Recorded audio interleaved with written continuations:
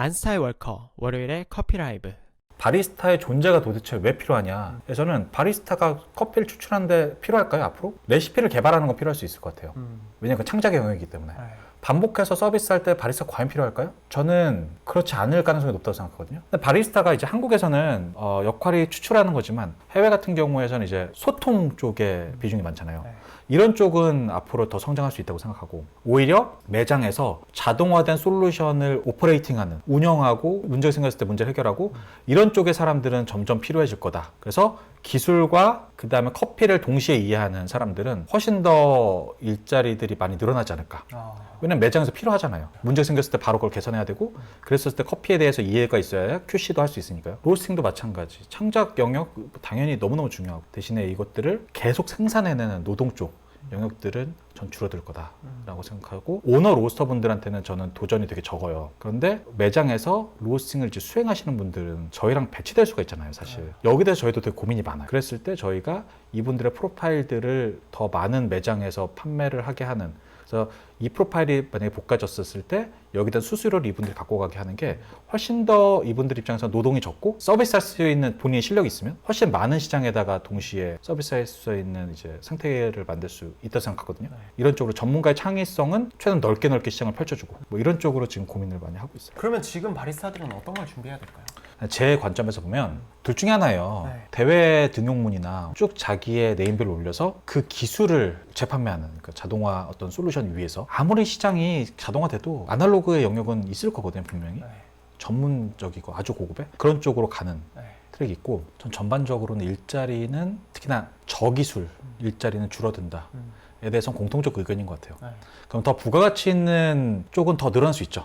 그쪽이 창작의 영역으로 전 보고요. 어느 때보다 창작의 영역이 더 중요하다고 계속 말씀드린 거는, 그쪽 말고는 사실 사람이 할 영역이 별로 없어지는 것 같아요. 뭐 그렇잖아요. 출퇴근할 때 여러분이 운전을 재밌어서 하는 사람보다 어쩔 수 없이 하는 사람들이 많은데, 그런 것들 다 기계가 대체할 거거든요. 근데 거기서 슬퍼하느냐, 내가 그걸 대비하고 준비하느냐의 어떤 마음가짐은 완전히 다른 결과를 내는 것 같아요. 그러니까 제가 제안하고 싶은 건 뭐냐면, 그냥 그 정도의 시각이 있구나 정도 염두하셔서 이런 시장이 오면 난 어떻게 해야 되지를 염두하시는 게 되게 중요한 것 같아요. 아까 말씀드렸던 것처럼 창업을 해야 되면, 혹은 사회생활을 하려면 기술이 되게 중요하다. 사람은 많이 변하지 않는 것 같아요. 사람의 본질은. 그러니까 철학이라는 게, 심리학이라는 게 꾸준하게 계속 왔었던 것 같고, 우리의 청동기, 철기 뭐 등등 나누는 것처럼 결국 도구, 경쟁 상황에선 얼마나 더 좋은 도구를 갖고 있느냐가 사실 인류 생존에 되게 중요한 부분이었는데, 지금 우리가 되게 경쟁을 많이 하고 있는 거잖아요.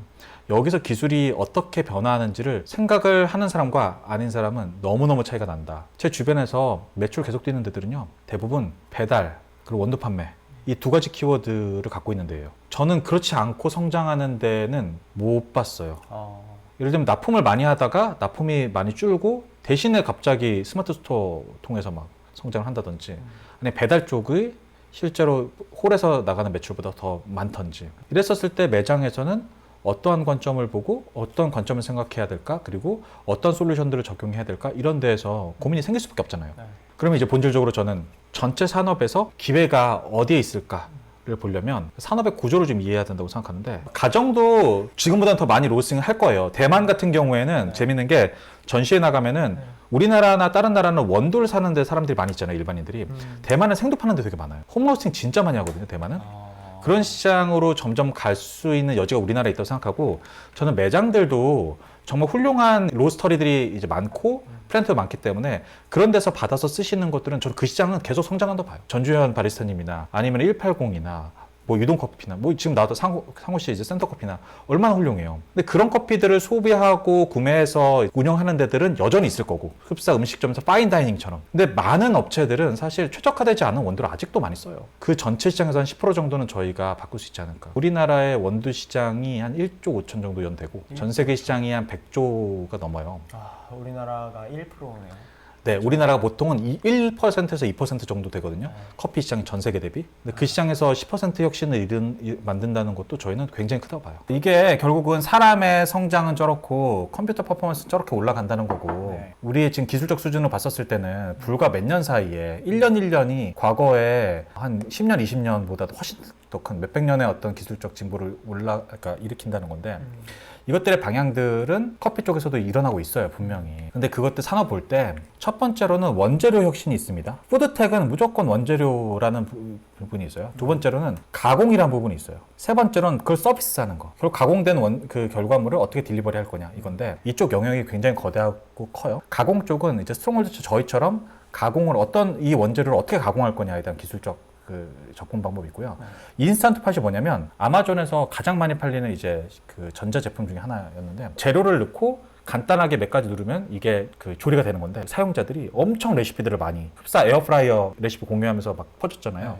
그런 식으로 자동화되고 규격화된 데에서 원재료와 조리 방법들 이것들을 갖고 이제 성장시키는 인스턴트 팟이라는 데가 있고 멀리 로보틱스는 뭐냐면 그 주방에서 사람이 주방장이 일이 하면은 기계팔이 그거를 배워가지고 똑같이 하는 거예요.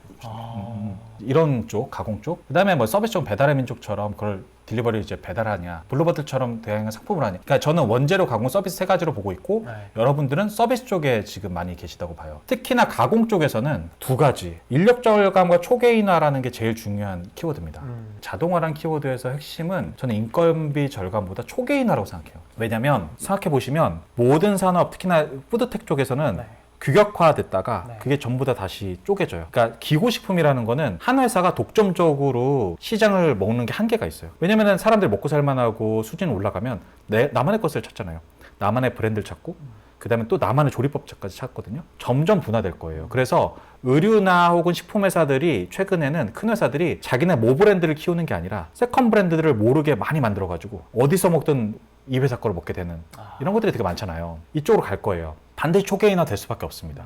그런데 초개인화라는 게 되려고 하면 어떤 매장에 들어갔을 때도 나만의 내가 원하는 거를 먹기를 원하는 거거든요. 예를 들면 스테이크 먹을 때 웰던 주세요, 뭐 레어 주세요 하잖아요. 그런 것처럼 내가 파스타 먹을 때 나는 이런 파스타가 좋고 혹은 뭐 피자를 먹을 때도 난 이런 쿠키가 좋고 이런 것들이 되게 많을 텐데 이게 앞으로 데이터 기준으로 그다음에 자동화되면서 초개인화가 가능하다는 거죠. 마치 유튜브에서 옛날에는 그냥 한 가족이 TV에 모여가지고 TV 한 채널밖에 못 봤는데 지금은 정말 초개인화가 돼서 개인이 원하는 정말 아주 작은 분야의 어떤 취미 컨텐츠여도 세분화돼서 볼 수 있는 그렇죠. 것처럼. 그리고 더 중요한 건 데이터 기반으로 큐레이션 해주잖아요. 그러니까 내가 보고 싶은 거, 내가 관심 있는 걸 계속 이제 푸시를 해주잖아요. 이게 다 데이터 기반으로 하는 거거든요.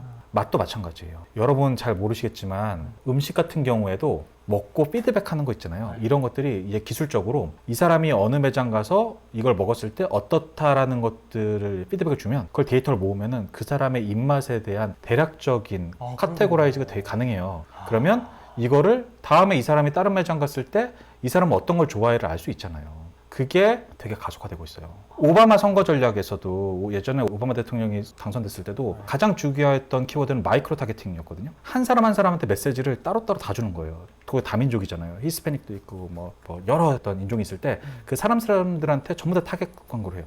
이번에 서울시장 선거 있잖아요.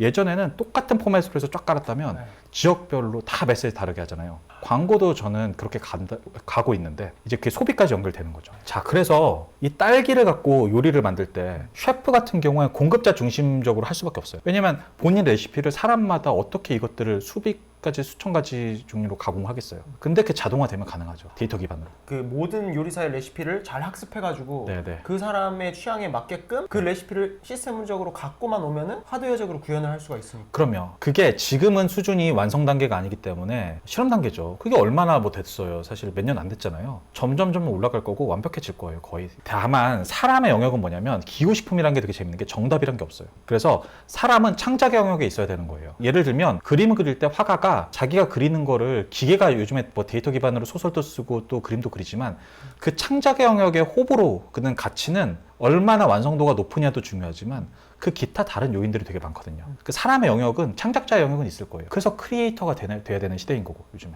근데 이것들이 하나 완성됐었을 때 똑같은 사본처럼 만들 때는 기계만큼 확실한 게 어디 있어요. 음식도 마찬가지로 생각합니다. 창작자들의 영역이 있고 그걸 또 커스터마이즈를 쭉 하는 기계 영역 혹은 반복 생산하는 기계 영역이 앞으로 어마어마하게 커질 거다 라는 생각을 되게 강하게 해요. 저는 빅데이터라는 개념과 AI와 서비스 이 세 가지가 되게 중요한데 이게 뭐 아주 깊게 들어갈 건 아니고요. 빅데이터라는 건 뭐냐면 일단 그 인공지능을 돌리려면 데이터가 굉장히 많이 필요하다. 데이터가 있어야 그 다음 방향성이 나와서 그래요. AI는 알고리즘으로 그 데이터 기반으로 어떻게 결과를 도출하느냐, 서비스는 AI 결과물을 고객에게 어떻게 전달하느냐. 이 세 가지가 짝이 돼야 이제 어떻게 보면 완전한 인공지능을 이야기하는 건데 저희가 생각하는 빅데이터에서는 전 세계 로스팅 데이터들을 이제 여러 수집을 하고 AI가 데이터를 통해 사람보다 더 정확하게 재현성을 지속 개발하고 서비스는 최고의 자동 수동 기능을 탑재해서 로스팅 머신을 제공하는 거. 저는 이쪽으로 간다고 생각해요. 그 어느 회사에서 만들었는지 기억이 잘 안 나는데 전문가 입장에서 이제 뭐 커피의 맛에 대한 구분 막 해가지고 여러 종류 해놓고 소비자 입장에서는 굿커피랑 배드커피 두 가지만 기준으로 놓은 게 있잖아요. 소비자들은 굿커피라고 느끼는 것이 본인들이 왜 굿커피인지 모른다고 하더라도 데이터들이 모이면은 이 제공자는 그 이유를 알게 될 수 있거든요. 만약에 내가 상해를 간다라고 했을 때 상해 매장에서 어떤 원두를 어떤 식으로 쓰고 그 추출을 어떻게 하는지를 알게 되면 추천을 할 수 있어요. 상해 가면 여기 가면 네 입맛에 맞을 거야.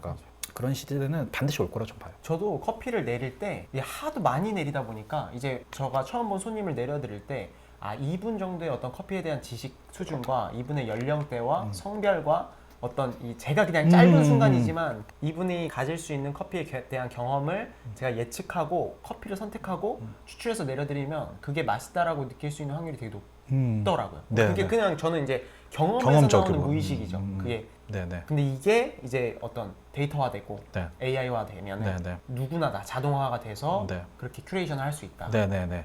가이드는 최소한 줄 수 있고 정답은 아닐지 모르지만 정답의 확률들은 점점 올라가는 게 사실 데이터가 무서운 거예요. 데이터가 쌓이면 쌓일수록 정답률이 올라가기 때문에 이게 한 4년, 5년 뒤에 올 거라고 생각하다가도 내년에 어떤 회사가 팍 치고 나와서 그런 것들 할 수도 있고 생도 같은 경우에도 원산지나 이런 추적 때문에 블록체인 이용해가지고 하는 데들도 꽤 있어요. 그게 어떤 의미가 있냐라고 뭐 하실 분도 있을 수 있겠지만 원재료가 규격화돼야 그 다음 가공을 할 때 예측 가능하거든요. 원재료가 틀어지면 가공에서 틀어질 수밖에 없죠. 이런 노력들이 지금 이미 많이 벌어지고 있고 그러면서 중간에 단계들을 많이 줄이고 최적화하면서 예를 들면 생도 같은 경우에도 데이터 기반으로 이번 연도에 우리나라에서 얼마나 소비될지 이 매장에서 얼마나 소비될지를 예측하는 것들이 가능해져요. 점점. 그랬었을 때 최적의 구매들을 할 수 있잖아요. 뭐 이런 것들 통해서 계속 효율화하는 것들은 일어나고 있어요. 데이터를 기반으로 자동화 개인화 뭐 이런 것들은 진짜 학습도 그렇고 모든 여러분들이 소비하는 부분에서 일어날 큰 트렌드라고 생각해요. 그래서 저희 이제 데이터들인데 저희가 연간 한 70만 건 정도의 로스팅 데이터를 서버에서 모읍니다. 당연히 이제 이것들은 고객분들 중에서 동일한 분들, 저희 이제 스퀘어 통해서 동의한 분들의 것들이고. 잠시만요. 얼굴 카메라 줄여드릴게요. 그렇죠. 저희 얼굴은 중요하지 중요하지 않아요, 않죠. 여러분. 네, 자 저렇게 네. 아주 조그맣게 이제 네. 보이겠죠? 저편으로 가는군요. 네. 이것도 혹시 이것도 안 된다 말씀해 주세요. 이 크기도 안 된다. 난 더 작아야 된다. 이런 말씀해 주세요. 보시면 로스팅 횟수 합계를 보면요. 전체적으로 봤었을 때 2010년 1월 달에 코로나 딱 터지기 직전이에요. 코로나 빵 터진 다음에는 2010년 1월, 2월 넘어갈 때 매장대 2020년? 네. 죄송해요. 2020년 2월 달에 확 좀 꺾이는 게 보이죠. 네. 그래서 점차 올라가다 7월 정도까지 올라갔다 그 다음에 다시 2차 유행해가지고 떨어져요. 그리고 옆에는 이제 생도 사용에 대한 추정량인데요. 아무튼 뭐 그렇게 사용하고 있는데 이걸 조금 더 자세하게 쪼개서 보면은 이게 그래프가 모델별로 그래프를 쪼개놓은 거예요. 왼쪽 거가 지금 S7 프로 뭐 등등인데 지금 좀 볼만한 게 다른 것들은 다 비슷하게 가는데 S8 같은 경우에는 저희가 5월, 6월 달에 런칭했기 때문에 S8이 뭐예요 지금? 저희 죄송해요. 여기. 요거.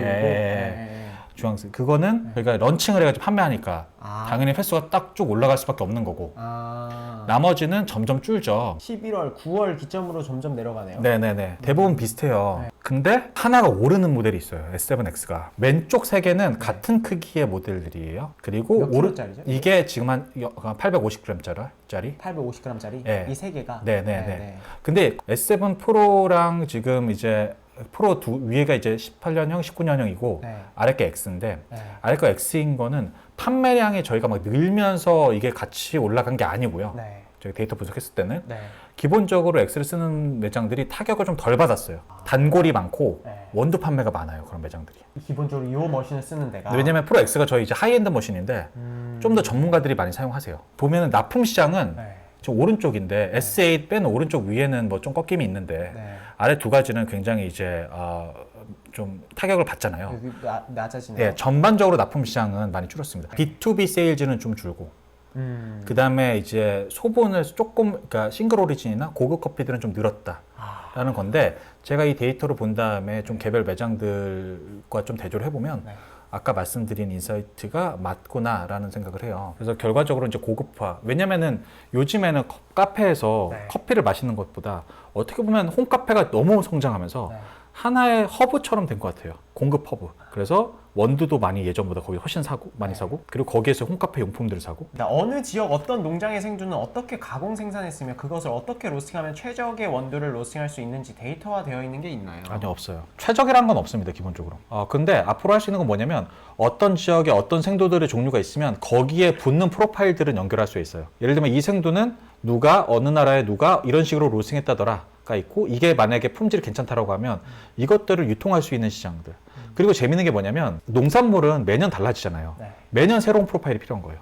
그러니까 다시 돌아가서 창작자 영역은 영원하다. 매년 그걸 또 만들어야 되니까요. 그러니까 아까 말씀드렸던 것처럼 저희가 계속 뭔가 어려운 주제에 대해서 도전하는 회사이기 때문에 목표로 한 것들을 달성할 때까지 노력하겠습니다. 그때까지 좀 더 많은 격려, 그 다음에 많은 조언 부탁드리고. 또 수출 많이 할 수 있도록. 네, 감사합니다. 외화를 많이 벌 수 있도록. 네네네. 네. 열심히 볼게요. 저는 또 다음에 유익한 커피에 관련된 컨텐츠로 또 찾아뵙도록 하겠습니다. 오늘 저녁 늦은 시간까지 올치 여러분 너무 고생 많으셨어요. 안녕히 주무세요. 감사합니다. If everything I dreamt of it was true, I take your blessings with your heart.